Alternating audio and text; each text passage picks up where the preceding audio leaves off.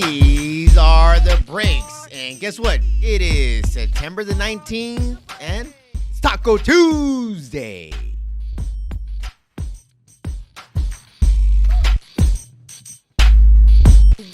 And these are the breaks. These are the breaks. You know what it is.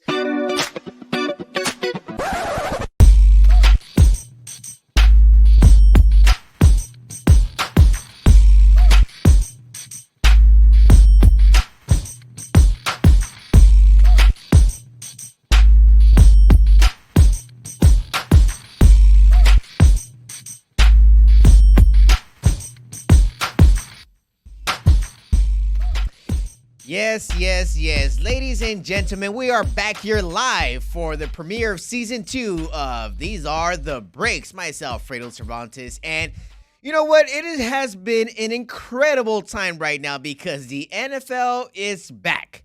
But before we get into the NFL, let's get to the hottest topic of them all right now with our local Los Angeles Chargers. The Los Angeles Chargers, after going through a kind of an awkward ending last season, of course, you know, we saw what happened with the meltdown in Tennessee.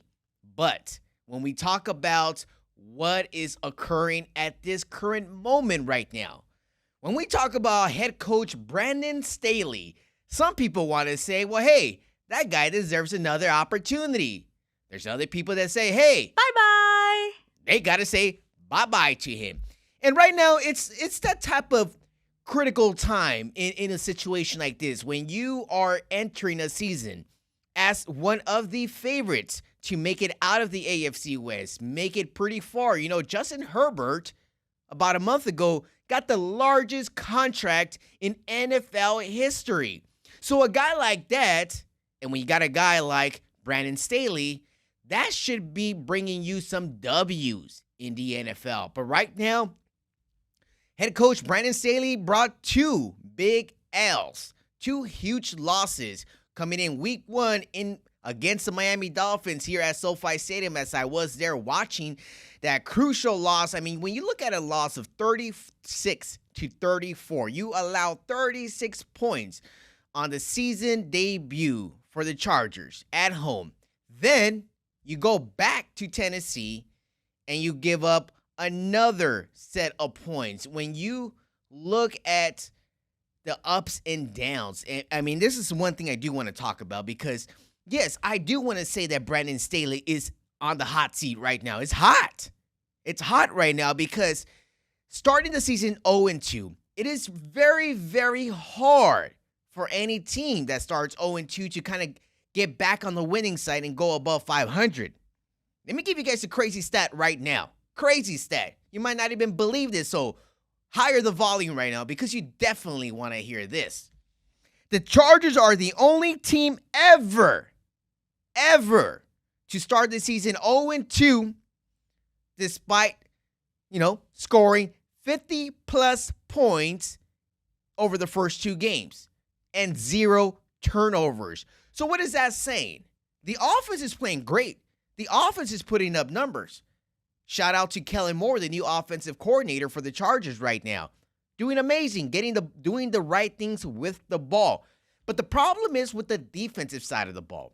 When you look at what the Chargers are putting out there right now, the biggest showdown was on third downs. I mean, the defense, for some sort of reason, is not clicking right now. They are allowing huge plays. 50-yard plays, 60-yard plays. And the Chargers are maybe a team who can do a lot better right now, like Khalil Mack. We know what Khalil Mack's all about. We know that that's the Mack attack right there. And Khalil Mack, he said this, and I quote, "I'm pissed off. We know we should be winning these type of games." He's pissed. He knows that these 2 games were totally winnable. You talk about a 2-point loss against the Miami Dolphins in week 1. Then you talk about a 3-point loss just on Sunday afternoon in Tennessee in overtime. So both games were lost by a combined of 5 points. And a lot of people might say, well, Fredo, relax. It's 2 tough losses, 2 very close losses. It's not about close losses. It's about winning games. Winning games. You look now in the AFC West, the Raiders are 1-1. The Chiefs are 1-1. The Broncos are 0-2, just like the Los Angeles Chargers right now. But as you look right here on the screen, you see the record of head coach Brandon Staley right now. In year one in 2021, his first job as a head coach, he was 9-8. 9-8, which he lost his 8th game at the end of the season against the Raiders in Vegas in overtime. If they would have won that game in overtime, they would have easily been 10-7 heading into the playoffs. But no, they lost that game. Crucial loss, huge loss, came to a field goal in overtime. Then they try to prepare for next season. In 2022, you look at the improvement. Yes, he won 10 games, lost 7 games. But what happened in that playoff game that I was talking about in Jacksonville? Up 27-0. 27 donut. And then you lose and have a major collapse, losing the game 32-30, I believe it was. So you can see, okay, well, now we're coming into the third season. We're going to be a lot better this season. And guess what? 0-2 start. That's not okay, Brandon Staley. It's a lot on your shoulders right now. Okay? So you're going into Minnesota this upcoming week, Sunday afternoon, 10 a.m. Pacific here, 1 Eastern. In Minnesota, the Vikings are currently 0-2 right now as well. So you got two 0-2 teams facing each other off. It's tough. It's tough playing Minnesota Vikings. They're tough. They're a tough team. I mean, you look at Kirk Cousins, Justin Jefferson, Alex Madison, who's making headlines right now for getting a lot of bad comments on social media, which is a topic I don't even want to touch. But the Minnesota Vikings won 13 games last season. Right now, they're kind of in the same boat as the Chargers. It's like, okay, we won double-digit games last season. We're starting 0-2. What can we do? I give Minnesota the heads up right here. I think Minnesota will be able to get this win on Sunday afternoon. So you're looking at a possible 0-3 season for the Chargers. Week 4, I definitely will be there. It will be October the 1st. Raiders come to town. The Las Vegas Raiders will come and possibly face an 0-3 Chargers team.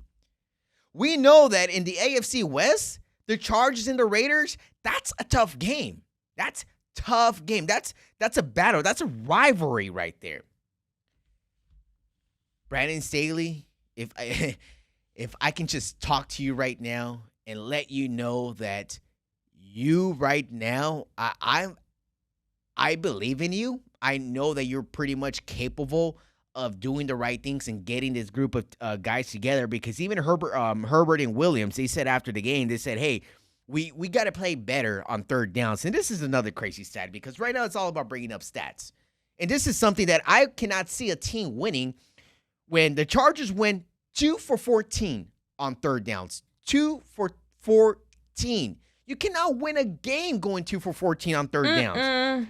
It's not going to win you a game like that. That's sloppy football right there. Sloppy. And let's not talk, I'm putting a lot of pressure on Brandon Staley right now, but let's go ahead and flip the pressure on Justin Herbert. Yes, Justin Herbert, you got the largest contract a few weeks ago in NFL history for a quarterback. But Herbert, you got sacked 3 times in this game in Tennessee. You got sacked 3 times. And guess where those 3 sacks came in? Those 3 sacks came on third downs. Yes, you can kind of put the blame on the offensive line for not blocking well enough. But Herbert, get rid of the ball.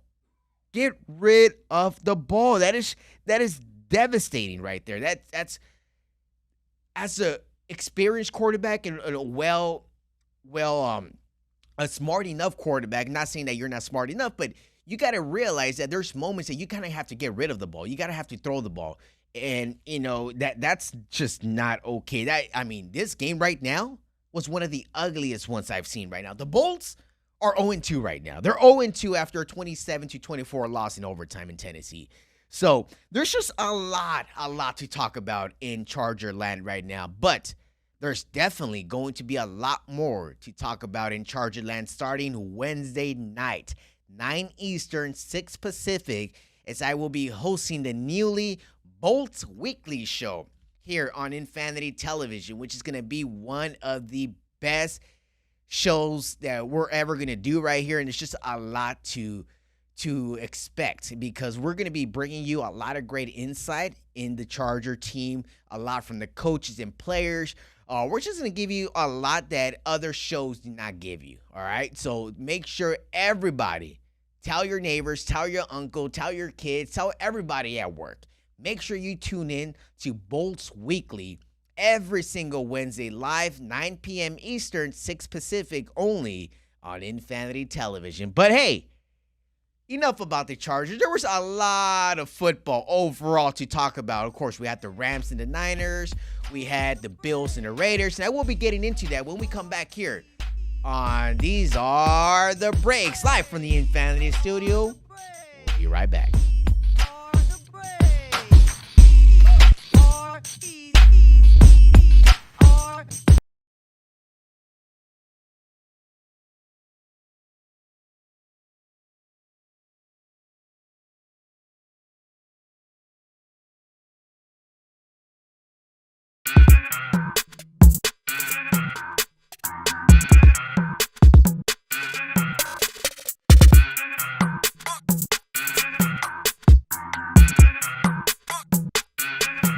What's up, y'all? It's your girl, Chanel Gwimike, and you're watching Infanity Television. Boom.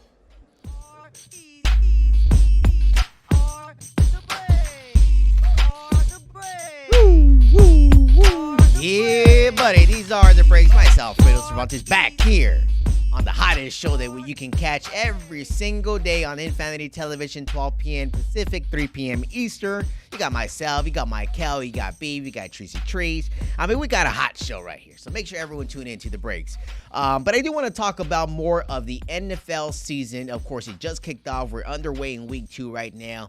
And I did mention about the Las Vegas Raiders and the Buffalo Bills. I did talk about them earlier today. And, you know, the Bills had a pretty rough start, is playing the New York Jets on week 1. And we all saw that game. Of course, I had not gotten into that situation of Aaron Rodgers.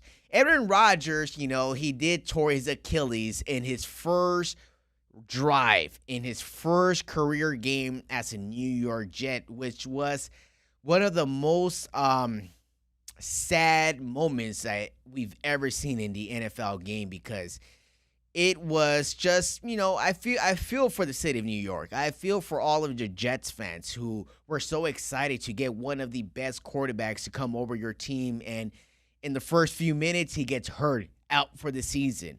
But hey, you still have Zach Wilson, the first-round draft pick from last season, who kind of picked up the slack in week 1 against the Bills. But the Bills weren't so happy about that. They were like, wow, we got smacked up and down by Zach Wilson. Now the Bills head on home, and they hosted the Las Vegas Raiders with newly Jimmy Garoppolo.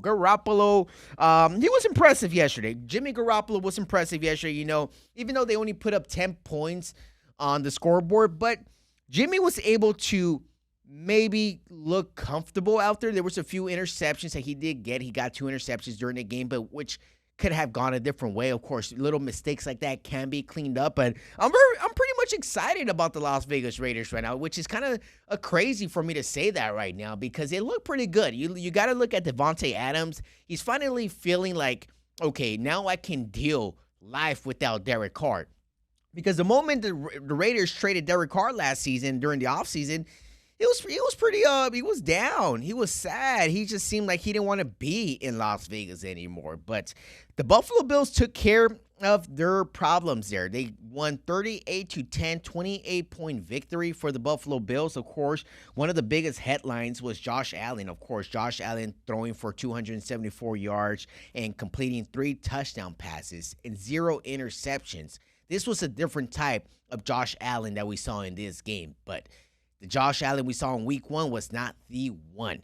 But the Buffalo Bills seem to kind of get back on the road. Of course, you had James Cook there. You got Stephon Diggs picking up his yards as well. And the surprising one was Gabe Davis. Gabe Davis picking up almost 100 receiving yards, which he was all over the field right there. So that lets you know that the defense side of the ball for the Raiders was a problem over the weekend. But the offensive side of the ball looked pretty good. Those 2 interceptions could be kind of get cleared up. But another team that had kind of like an awkward week 1, which is on ring night, the Kansas City Chiefs kind of opened up that game, and they were like, okay, it's ring night. We're playing the Detroit Lions. So maybe they might kind of get a walk in the park. And that was not the case for the Kansas City Chiefs on week 1 on Thursday Night Football, as the Detroit Lions really took care of business. They shut down the ring night for Patrick Mahomes, but that was the case with no Travis Kelce. So we can kind of see, okay, you know Travis Kelce on the team. The Chiefs are not going to be so effective out in the court, out on the field, because Travis Kelce, you see that's the number one option for Patrick Mahomes. With no Travis, Patrick looked like he was lost out there. He didn't know who to throw the ball to. Every receiver was dropping the ball. So it's like the Chiefs had to do something different. Travis Kelce returned for week 2, and guess what? The Chiefs won 17-9 over the Jacksonville Jaguars. And when you look at Patrick Mahomes, he kind of cleaned up his whole ball game. Patrick was looking pretty good, throwing for 305 yards, 2 touchdowns, 1 mistake out there, 1 turnover with an interception, 29 for 41 on the field out there. Looked pretty good. Isaiah Pacheco, man, let me stop there. This is the important part about drafting young running backs and kind of, not wasting your draft picks on running backs, because it seems right now all around the league that every single team, they don't really feel like investing in a running back is a good idea, because we know that the running back position in the NFL is one of the toughest ones. You're getting hit left and right. You're twisting ankles. You're just getting demolished out there on the field. And for Isaiah Pacheco, an undrafted player last season as a rookie, won a Super Bowl champion as a starting running back for the Kansas City Chiefs. It lets you know that anybody you plug into that running back position, they're capable of picking up some great yardage, because averaging 5.8 yards per carry, that's pretty good. Almost 6 yards per carry for Isaiah Pacheco in his second year right now. That's good. When you look at a guy like Austin Eckler, who is fighting for more money, who's getting paid right now a little over $6 million, and is still somewhat complaining about more playing time, more touches, and more of that. And he's not putting up the numbers like Isaiah Pacheco did. And, at the end of the day, it's not about the numbers. It's not about the stats. It's about wins and losses. The Kansas City Chiefs won 13 games last season. They won the championship. Now this season, they're off to a somewhat of a slow start. But, hey, Travis Kelce wasn't on there. Now he's there. Pacheco's running the ball. You look at Justin Watson, another incredible receiver for the Kansas City Chiefs. And you look at Sky Moore. Sky Moore was highlighting and running up and down the field this past Sunday for Patrick Mahomes, who it seemed like now the Kansas City Chiefs are back to on the winning side. And the Chargers do face the Chiefs in the next few weeks. But the Chiefs, I do want to touch this one thing on the Chiefs right now, because the Chiefs got an easy way coming up right now. They got the Broncos, who are 0-2. They got the Bears, who are 0-2. They got the Jets, who are now running without any quarterback right now. They're 1-1. And you're looking at the Minnesota Vikings, who are currently 0-2 right now. So the next 4 games, the Chiefs got 3 0-2 teams and 1-1 with, a quarterback like Zach Wilson. So the Chiefs can easily flip over their season right now. So they can be looking at about 5-1 after week 6. So the Chiefs are in good standing right now. So all Chiefs fans right now are pretty much excited right now. But another team that kind of shocked me, has been shocking me right now, and this is one of the teams that I want to talk about. It's the Los Angeles Rams, the other team here in Los Angeles, who was kind of not really expecting to win that many games, because starting off the season right now, you look at what the Los Angeles Rams had on their roster. About 65% of their team are rookies. So when you look at 65% of your teams with not NFL experience, that is a major question mark for the Los Angeles Rams. But the Rams were able to go to week 1 in Seattle against Pete Carroll, and they were able to pick up a huge victory. I did not see that coming. I didn't see that coming. No Cooper Kupp, still out of the lineup. Aaron Donald has been just a beast. I mean, when you see Aaron Donald, I I don't even want to meet Aaron Donald. I feel like I'm scared of Aaron Donald. Like, if I see Aaron Donald walking towards me, I'm running the other way. That's how big this man is. And Aaron Donald, of course, right now, I feel that might be a weapon for the Rams to maybe consider trading. I mean, can you just imagine how many draft picks the Rams can collect and get rid of Aaron Donald? Because right now, the speculation to start off the season was, well, hey, maybe they're going to tank. Maybe they're going to tank as many games as they can to go after who? Caleb Williams. That's the case. But hey, when we return here on These Are the Breaks, we're going to talk a little bit about some basketball. And maybe not too much on basketball, but maybe some entertainment around basketball. When we return here on These Are the Breaks.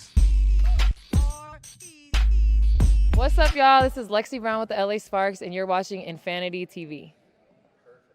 Profanity Nation. A podcast for the fans, by the fans. Dive deep into the topics the other shows miss. Raw and uncensored. And he's going to play team ball. His legacy is at stake. Rare, hard-hitting interviews with players, coaches, and you, the super fans. I'm not hating. I'm like, okay, cool. Good. 3 championships in 5 years. He's more than good, bro. Profanity Nation. Listen live or subscribe on your favorite podcast platform. Powered by...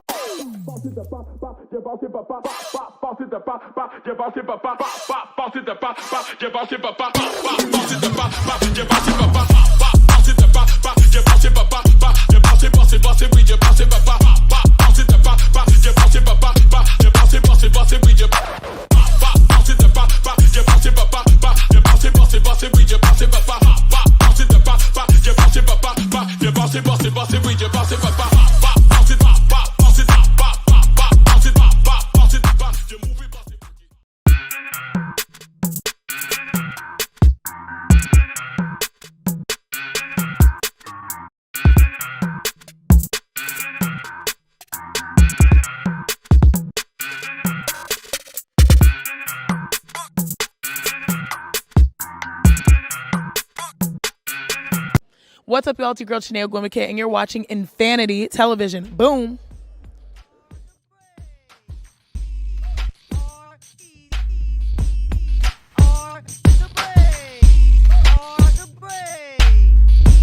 I mean, these are the breaks here live from the Infanity Studios in Los Angeles. And again, just want to make sure that everyone stay tuned tonight. We got a live episode of the Profanity Nation here at 7:30 Pacific time here on Infanity TV. And of course, stay tuned tomorrow night, 6 p.m. Pacific time. You got the debut episode of Bowls Weekly.